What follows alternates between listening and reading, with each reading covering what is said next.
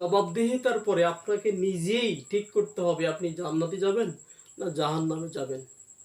পরকালের সাহায্যের জন্য আপনি কাউকে খুঁজে পাবেন না, কেউ আপনার সাহায্যকারী হবে না।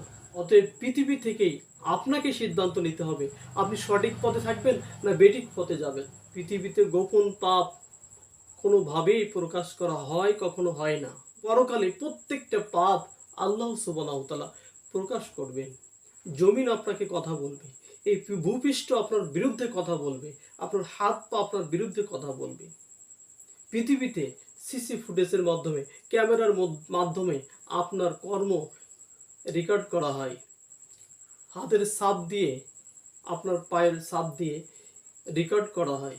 কিন্তু পরকালে আল্লাহ সুবহানাহু ওয়া তাআলা যে আমলনামা সেট করেছেন, সে আমলনামায় আপনার প্রত্যেকটা রেকর্ড করা আছে। সময়, দিন, ক্ষণ, কি অবস্থায়